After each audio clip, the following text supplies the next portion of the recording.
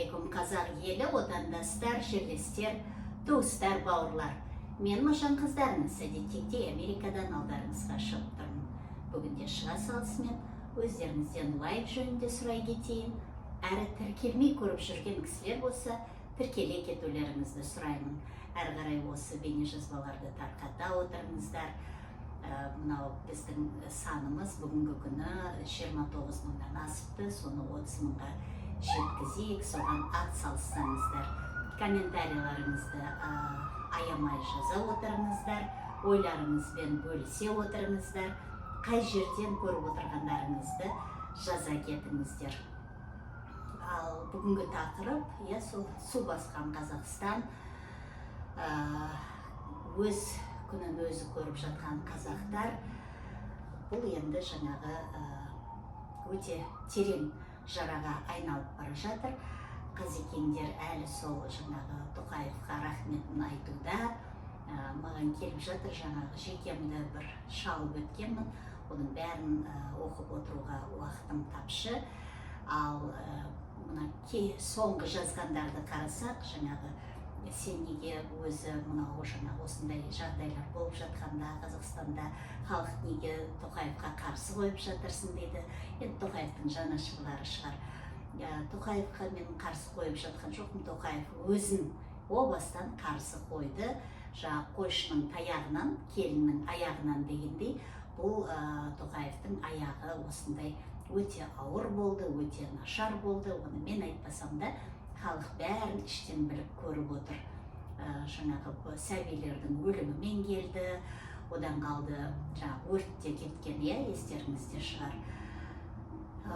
Одан да бөлек жылда болып жатқан осы су топаны, оны құлағына асып атқан билік жоқ. Одан қалды кешегі қаңтар, қаншама қыршындарының жанын қиып кетті, оны да халық жұтып қойды. Одан қалғанын, ол қырғаннан қалғандарын енді қазір түрмеде тоғытып жатыр. Ол аз дегендей әруақтарыңды соттады. Оның бәрін халық жұтып қойып отыр. Міне бүгінгі топан суды да осылай жұтып қоятынына мен таң қалмаймын. Қазіргі бұл келген топан су ар жағында тағы да қайталанатын қауіп тұр. Оны естіп отырсыздар, бәр жерде айтылып та жатыр. Сол үшін абай болып отырыңыздар, жан-жақтарыңызды жиып, документтеріңізге ие болып, солай отырғандарыңыз жөн шығар. Алдына тағы да жазып жатқан жеке мектепті, мынау соңғылардың бірі, жаңағы Америкаға қалай кетеміз, қалай кетеді, оның бәрін мен о баста айтып өткенмін, қандай жолдары бар екенін ерінбесеңіздер, менің жаңағы сол осы бейнежазбаларымның арасынан тауып аласыздар. Мынау CBP-1-ды жаңағы жауып тастапты дейді. CBP-1-ды жабылған жоқ, тек оның жаңағы енді кіру мерзімі созылып жатыр. Бұрын бір айдан бірінші бастапқы кезінде оның мерзімі 2 апта болған. CBP-1 деген жаңағы Мексика арқылы заңды түрде шекарадан өтуге болатын бағдарлама ашылған болатын Мексика арқылы. Оны мен сол бүгін ашылса 17 февраль ғой деймін, ақпан ғой деймін, есімде жоқ қазір. Бірақ сол күні мен соны бірден шығарған болатын эфир, одан кейін де бірнеше эфир шығардым.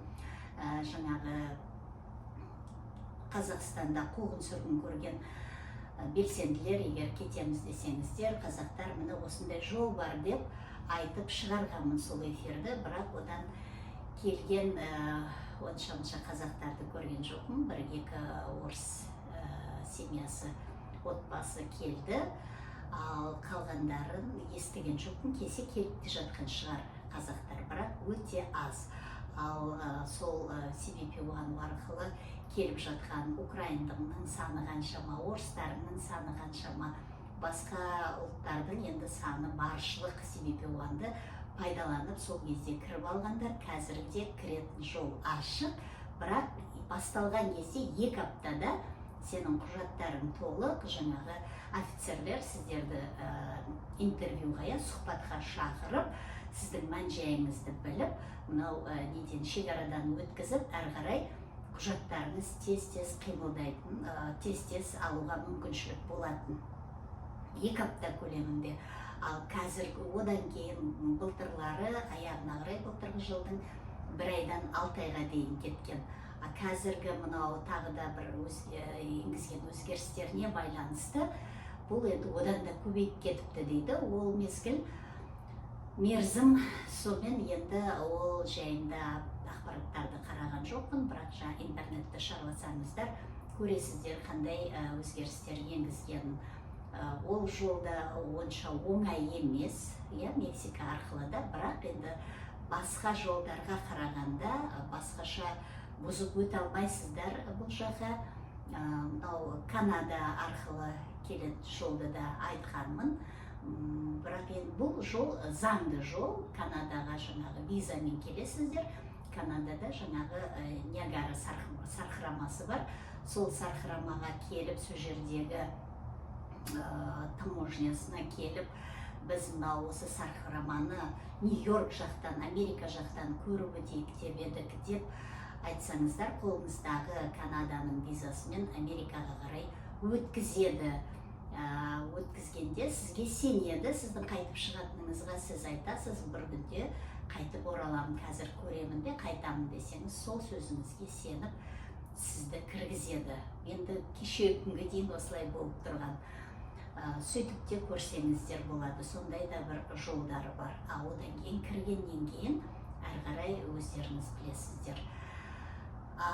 Бұл жаңағы сол виза, Америкаға қалай келеміз деген деп жатқан кісілерге берген жауабым өте көп екен. Сол үшін бүгін тоқталып өтіп жатырмын осындай сұрақтар.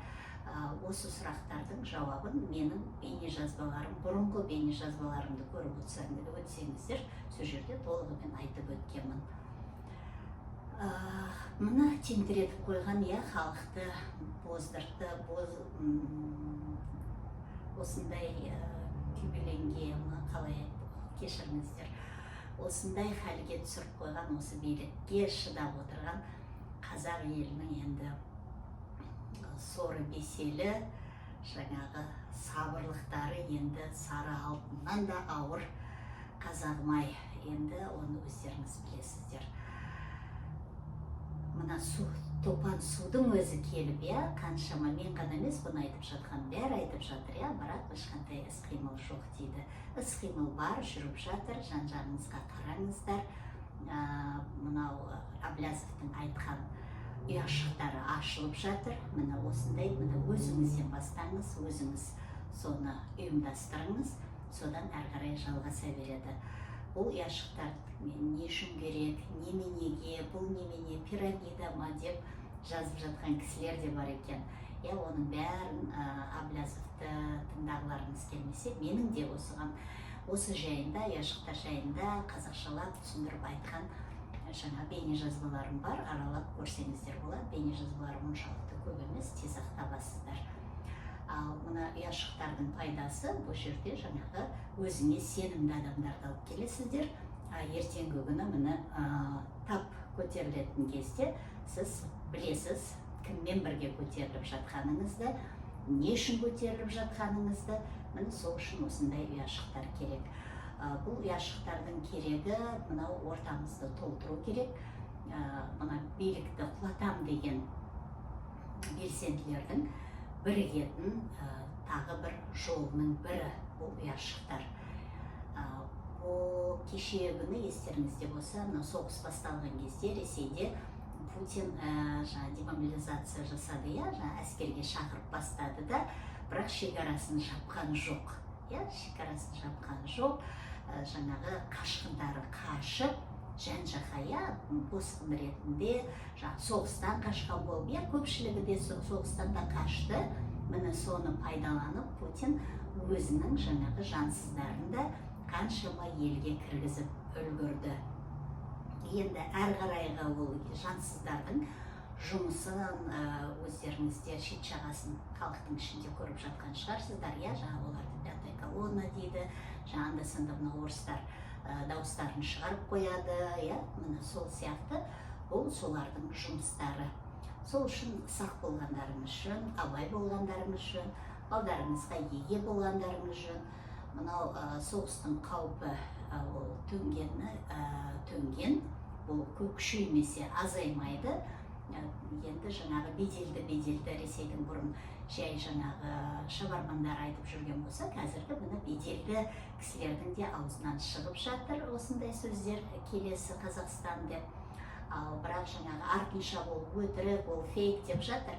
Бірақ Ресейдің сөзіне сенуге болмайтын міне Украина бізге көрсетіп берді, қаншалықты Путиннің сөзіне сенуге болады, болмайтынын.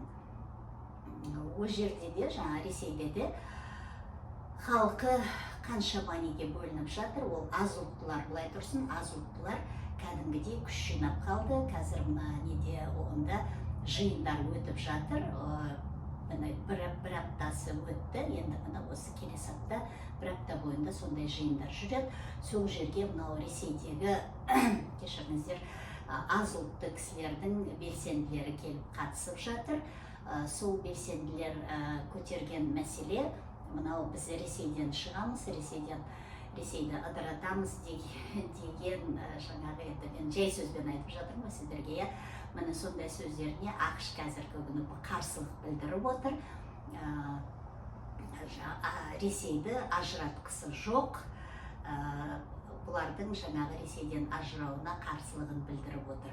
Ал бірақ ертеңгі күні бәрібір шешетін сол жаңағы аз ұлтты республикалар Ресейге кірісті. Міне олар неге біреудің жаңағы айтқанын істеу керек. Бұл жерде енді ақш өзінің де жаңағы басын қорғаған түрі, қарап отырсаңыз, жаңағы ертеңгі күні бұл кінәлі болмасын, сенің итермелеуіңмен, сен ол итермелемесе де қазір бәрібір сол ақштан көріп отыр. ақштың ісі бұл, ақш осындайға итермелеп отыр, ақш жасап отыр, ақш қазіргі күні мынау Ресейді быт-шыт деп отыр деп. Енді оны тарих бәрін оңды соңын ашып беріп жатар. Ал бүгінгі күні мынау аз ұлттылар, башқұрттар, татарлар, міне солар өздері бастарын көтеріп, ажыраймыз деп жатыр. Осы оңға да келіп қатысып жатқан белсенділердің міне басты тақырыбы осы қазіргі күні көтеріліп жатқан. Кейінірек мүмкін жаңағы нелерден бейнежазбаларын көретін боларсыздар. Қазіргі менің айтып отырғаным ол кісілердің өздерінің аузынан естіген мәлімет сіздермен бөлісіп жатқаным. Бұл рас әңгіме болып жатқан. Ал бөлінеміз дегенді енді жаңа ақш бөлінбеңдер, енді ақш өз бас жағдайын ойлап отыр. Бүгінгі күні жаңағы ертең күні бұлардың бәрі бытыраса, бәрі жан-жақтан жамыраса, біздің күніміз қалай болады деп. Ал ажырай ма, ажырамай ма, олар енді ақш айтты екен, ажырамады екен, солай жабысқан күйімізде қалайық деп отырған олар жоқ қазір. Енді артын бағамыз, осы аптада тағы да жалғасы болады осы отырыстардың. Енді жаңағы сол кезде де тағы да бір бөлісіп өтермін. Маған да қонақтар келе жатыр осындай белсенділердің. Солардың қайсысымен жаңағы сұхбат алуға мүмкіншілігім болса, солармен сұхбат алып, өздеріңізбен бөлісемін, сол жерде нақты болған кісілермен. Тағы да не айтқым келді бүгін. Осы халқым, бірігіңіздер. Өзіңді өзің сыйлап бастамасаң, бұл билік ешқашанда халықты сыйламайды. Оларға сол халықтың жаңағы жағдайының төмен болғаны, кедейшілікте отырғаны, мәдениетсіз емес, без образования, жаңағы білімсіз болғаны тиімді бүгінгі күні билікке, өйткені жаңағы сондай адамдармен жұмыс істеу, соларды қол қылу оларға оңайға түседі. Ал өзіңнің текті екеніңді есіңе түсіріп, қазақ халқым, тектілігіне басып, намысыңды қолдан бермей, осылардың жаңағы тексіз билікте отырғандарды топан су шайғандай шайып өтіп, табаныңа таптап, өздерін қол қылатын күн келді. Қазақ, ояныңыздар, ойланыңыздар, естеріңізді жиыңыздар. Тағы да айта кеткім келетін, мынау келіп жатқан, оңға келіп қатысып жатқан Ресейдің аз ұлттылар, жаңағы диаспораларының белсенділердің арасында ешқандай да қазақ жоқ екен. Енді менің сұрастырғаным, сол Ресей диаспорасының қазақтары да бар ма екен, олар да бас көтеріп жатыр ма екен десем, жоқ екен. Мүмкін олардың жағдайы жаңағы в шоколаде шығар, иә, орыстар айтқандай, жағдайы жақсы шығар, Путин жаңағы Тоқаевтың туыстары ғой деп жаңағы жағдайын жасап қойған шығар, ол жақтағы қазекеңдердің тым тырыс жатқандарына қарағанда. Сол халқым, бірігіңдер, бірігейік, ортамызды толтырайық. Мынау басқа ұлт өкілдері болатын болса Қазақстандағы, мынау осындай ұяшықтарға қосыламын деп жатқан соларды сыртқа теппей ортаға тарта түсейік, ортамызды көбейте берейік. Алға қарай бейбіт те берекелі Қазақстанымызға қарай қадамымыз арта түссін, басымызды биік ұстайық, ортамызды толтырайық, сөйтіп мынау X күніне келе жатқан дайын отырайық. Алға қазақ елі!